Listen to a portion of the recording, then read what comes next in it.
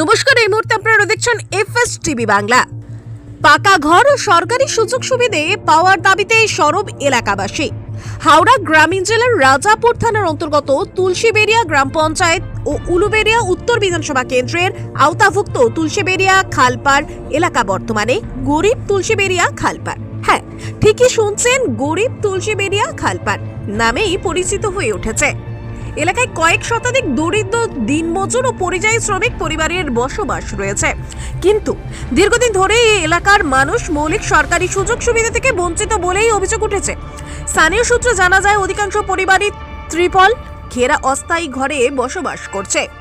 বৃষ্টির জল, ঝড় কিংবা প্রাকৃতিক দুর্যোগের সময়ও তাদের দুর্ভোগ চরম আকার ধারণ করে। আমরা তিনজন, আমি, আমার স্বামী, আমার মেয়ে। এই ঘর দোর সারা জীবন কিচ্ছু পাইনি কোনোদিন। যদি পারো কিছু দাও। এরকম ঘর দোর ঝড় জল হলে কত কষ্ট হয়, কতদিন কষ্ট করে কাটায়। এই তো এরকম টিন লাগানো আছে, আমরা কি কোনোদিন কিচ্ছু পাবো নি? ভোট দেওয়ার টাইম হলে ঠিক চলে যাচ্ছি ভোট দিতে, একবারে কি তাহলে পাবো নি? এই ঘরে থাকতে পারছি না, জল পড়ছে, কি করে বাচ্চা কাচ্চা নিয়ে থাকবো আমরা? একটা তিরপাল ঘুরে নিয়ে একটা তিরপাল চাইতে, তাও সামান্য একটা তিরপাল দিতে চাইনি। একটা তিরপাল বন্ধু সরকার বন্ধু দেয়নি, বিডোয়া বন্ধু গেছি।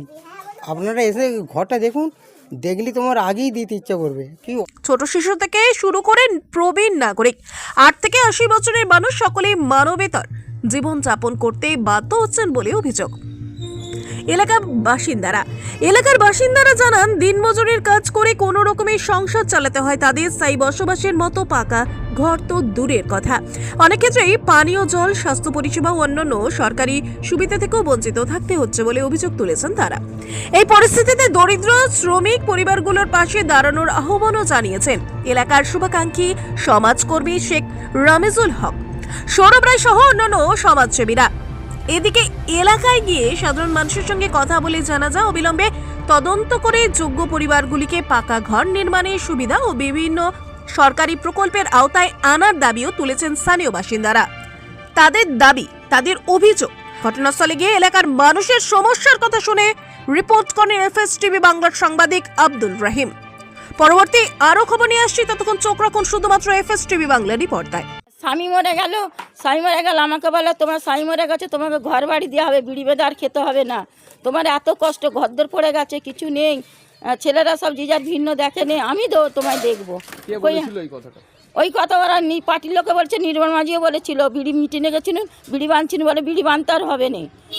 তো কই আমাদের কি সাহায্য? কিছুই তো আমাদের দেয়নি। শ্বশুরা গত হয়ে গেল, স্বামী গত হয়ে গেল, কিছুই তো আমরা পাইনি। কি আমাদের সাহায্য করছে? কিছুই তো আমাদের সাহায্য করেনি। কিছুই আমরা সুখ সুবিধা কোনোদিন পাইনি।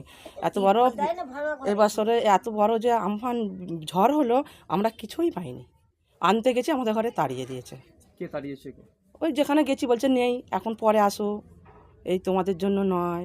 আমাদের সব টালি ফালি সব উড়ে চলে গিয়েছিল, আমরা কিছুই পাইনি। কোনো রকমভাবে সাহায্য কোনো রকম ধরে সাহায্য আমরা একটু চাই। এই ঝড় জলের দিনে ঝড় এলে ঘুম ধরে না, বাচ্চা কাচ্চা নিয়ে। এরকম ঘর দর আমি থাকতে পারছি না। আমার স্বামী দিন আনে দিন খায়, আমি জরির কাজ করি ঘরেতে, আর আমার একটু এরকম ভাঙা ঘর দর, কি বলবো আর। আপনার ঘরে কজন থাকে? আমরা তিনজন, আমি, আমার স্বামী, আমার মেয়ে।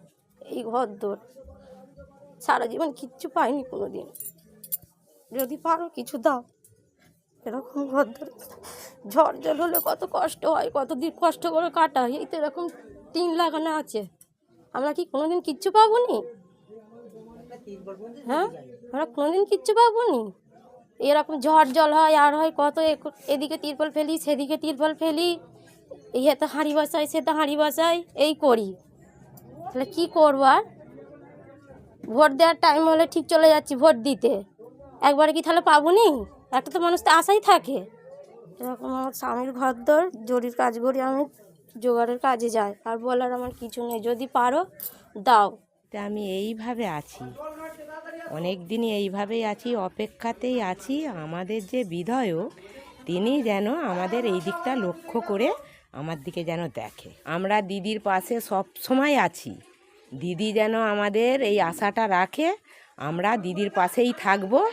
আমরা যেই কথাটা বলছি হয়তো দিদি শুনতে পাচ্ছে না, দিদির কাছে যাচ্ছে না, আমি যে এইখানটাতে এইটা জানাচ্ছি, যেন দিদি যেন এইটা যেন আমাদের রাখে। আপনার নাম? যমুনা হাজরা। আমি কোনোদিন কিচ্ছু পাইনি, ছেলে পুলে ভিক্ষে করে মানুষ করেছি। আমি ঘর ফর কিচ্ছু পাইনি। আমার স্বামী প্রতিবন্ধী, আদর আমাকে কেউ কিচ্ছু দেয় না। আমার স্বামী প্রতিবন্ধী, আমি এই ভাঙা ঘরে থাকি। দেখে দিন না বাবা, আমাদের ঘর দর নেই, এই অবস্থা। কতদিন পাননি? অনেক দিন আমাদের কিচ্ছু দেয়নি। প্রথম থাকতেই দেয়নি? না, আমার ছেলেরাই তো সব জন কেটে খায়, ওদের কাছে খাই, ঘরের জন্য থাকতে পারিনি। মনে ভাবছি ওখানটা মনে ভাবছি দিলে বারে একটু ঘর দর করবো, থাকতে পারিনি। একটু বাবার যদি দয়া করো একটু দাও না, ছেলেরা তো থাকতে পারিনি। আপনার নাম? রানু দাস। এই যে প্রথমে যে এই ঘরে থাকতে পারছি না, জল পড়ছে, কী করে বাচ্চা কাচ্চা নিয়ে থাকবো আমরা? একটা তিরপাল ঘুরে নিয়ে একটা তিরপাল চাইতে, তাও সামান্য একটা তিরপাল দিতে চাইনি, সামান্য একটা তিরপাল দিতে চাইনি। এই ঘরে আমরা কোনো রকম কিনে কানে ঝাপটে ঝুপটে হয়ে রয়েছি, কী করবো বলুন? আমরা আমাদেরকে দেখলে আমরা তো তবে তো দেখব। কি নাম আপনার? কাকুলি দাস। ছেলেপুলেদেরকে নিয়ে থাকতে পারছি না, একটা তিরপাল পর্যন্ত সরকার পর্যন্ত দেয়নি, বিধবা পর্যন্ত গেছি। আপনারা এসে ঘরটা দেখুন, দেখলে তোমার আগেই দিতে ইচ্ছা করবে। কি অবস্থা আমাদের ঘর ধরে, একটা ভাত হাঁড়ি দেখবো সেই জায়গা পর্যন্ত নেই। আমাদের ছিটে পাড়ার ঘর, কোনো রকম আমরা আছি তিরপাল বেঁধে। আপনারা বাকুলে এসে আপনারা দেখুন কি অবস্থা। আমার এই হচ্ছে বক্তব্য যে আমাকে একটা ঘর দিলে আমার শান্তি।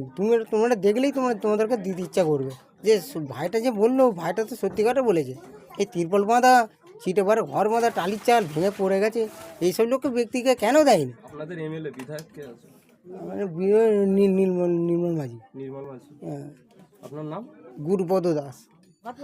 আজ 14 বছর এখানে চলে এসেছি, তখন থাকতে ভোট দিচ্ছি, কিন্তু অনেক কষ্টে ঘর করছি। কোনো রকম ভাবে সুযোগ সুবিধা পাননি? না, এইভাবে আমি অনেক দিন ধরেই আছি, গরিব তো, আমি অনেক দিন ধরেই এরকম করে আছি। সরকারিভাবে কোনো রকম কোনো প্রকল্প থেকে ঘর বাড়ি কিছু দেওয়া হয়নি? আমি কিচ্ছু পাইনি। তুলসীবেড়িয়া অঞ্চল। তুলসীবেড়িয়া অঞ্চল। তো এখানে যারা মেম্বার আছে তারা আপনাদেরকে সাহায্য করে না? আমাদের অনেকবার ছবি তুলে নিয়ে গেছে, আমাদেরকে দেয়নি। কি নাম আপনার? টুসি বাগ, গৌর বাগ। আমরা ঘর পাইনি, এই ঘরেতেই আমরা আছি। ঘর তো আমাদের ঘরে দেয়নি, মাটির ঘর ছিল পরে যে আমরা এরকম করে ঘিরে আছি। আপনার নাম? সমিতা হাজরা। এ বাবা, আমার জামাইরা ঘর তৈরি করে দিয়েছে। 9 বছর এই চিকচিকি ঘিরে চিনুম হয়ে আমার বিরাট একটা স্টক হয়ে গেল, ঘরের চিন্তা করে হয়ে এখন জামাইরা ঘর করে দিয়েছে, এই মাত্র করেছে। আর কোনো মেম্বার আমাদের ওই বুথের কোনো মেম্বার কাগজ নিতে বাকি রাখে না।